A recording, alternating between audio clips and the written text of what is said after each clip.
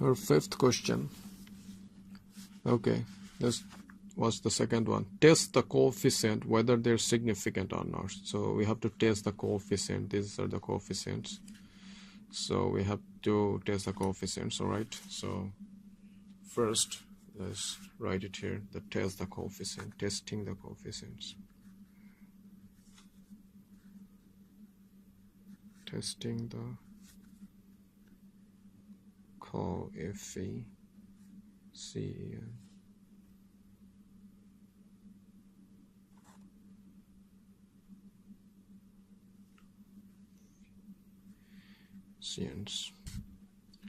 Okay, so let's test the coefficient for the first one. So what do we have here? The first one, the travel cost is this, and we have to test the coefficient at t value of 1.98. That's mean the given t table value is 1.98, so we have to test in by this number, t value. All right, so first we want to test the travel time coefficient, that this travel time coefficient is significant or not. Okay.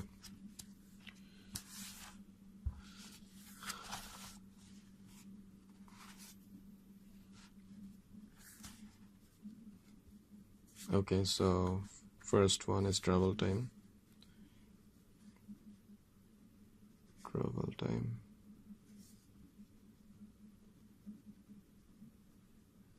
Coefficient. Okay, travel time coefficient. Testing. So formulate a hypothesis, null hypothesis. We have to test the null hypothesis. So null hypothesis. Let's assume the parameter beta is travel time. Okay, travel time. Best just mention here that in this one is parameter, not sample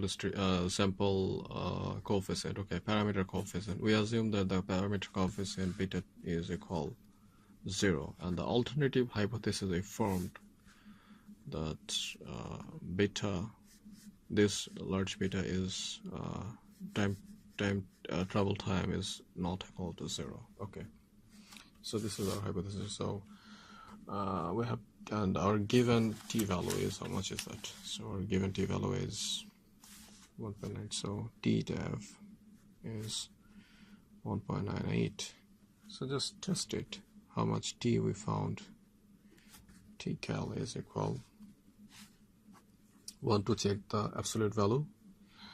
So for absolute value, just like beta of travel time, beta hat. This one is beta hat. That's when the sample one minus beta of parameter divided by the standard error of travel time, as mentioned in the question.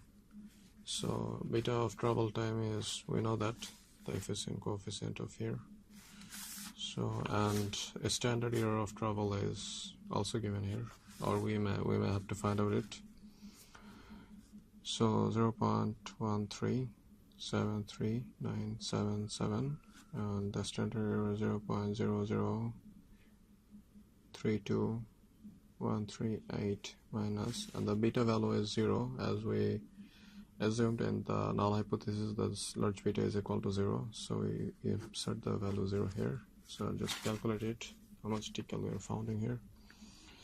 0.1373977 divided by 0.00322138. Okay. I think I have done a mistake here. And 003. Okay, there is a mistake here I made again. Okay, how much? Okay, 1. Okay, So the value is 42.75, which is TCAL value. So you're seeing that T tab is less than TCAL. Okay, so as T tab is less than TCAL, so we can reject. We can reject the null hypothesis. So we can, as if the calculated value would not exceed the given table value, that is the reason. In that case, we won't be able to reject the null hypothesis. So in this case, as we can reject, as the theta value is less than the TCAL value, so we can reject the null hypothesis.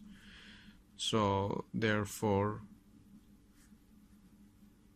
the coefficient is the trouble coefficient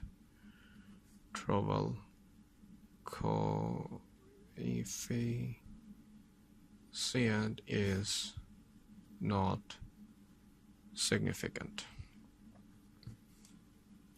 So the trouble coefficient is not significant. Okay, let's test the second one. Testing the second one for income. Similar process. Okay, just before this, let me mention it as A. Okay, B. So we want to test the income coefficient. So just form the null hypothesis first, H naught, that beta of income is equal to 0, and H1 is beta is not equal 0.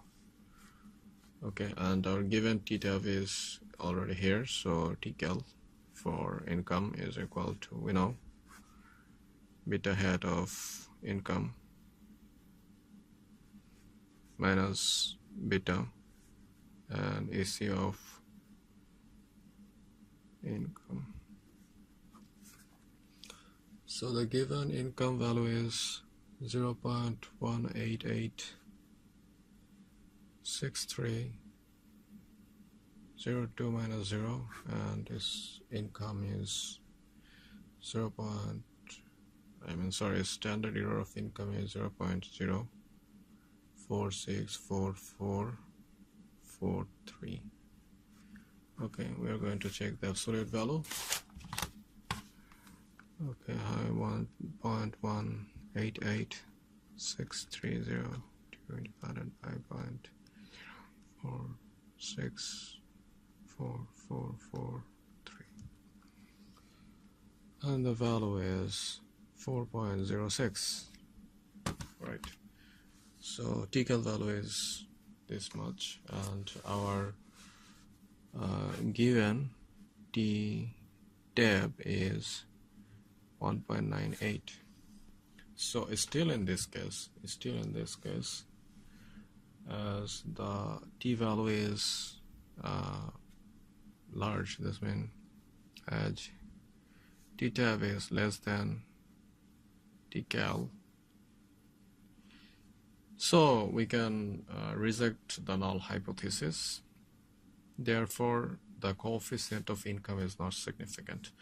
And this is the similar way you can find out the other coefficient and any other coefficient value, whether it's a significant one or not. If you can reject the null hypothesis in this way, you will be able to say that the coefficient is significant. But if you fail to reject the null hypothesis, you won't be able to say the coefficient is significant. In this case, we are not able to say that the coefficients are significant, as we are able to reject the null hypothesis, because in both cases T tab is less than TCAL. Yeah, and then both cases calculated T is much greater than the table value. So if you found in some case that the calculated value is less than the table value, then that's meant tcal is less than ttab. So in that case, you have to accept the null hypothesis, and you have to say that we can't reject the null hypothesis. Therefore, that coefficient is significant. So this is the way to find out the coefficient significance or not. Perhaps I'm sorry in the explanation of this case that as the ftab and fcal is ftab is less than fcal equalate, so we can actually reject the null hypothesis. Therefore, the trouble coefficient is actually significant. All right, and same for this one, that as we can reject the null hypothesis in here in this case also, like our table T is actually less than the calculated T. So therefore we can reject the null hypothesis that beta of income is not equal to 0. Alright, so we can reject the null hypothesis. Therefore the coefficient is significant. Okay, this is a significant term. The coefficient is actually significant. If we are able to if we won't able to reject the null hypothesis, that means if we would accept the null hypothesis, therefore the model won't be significant. All right.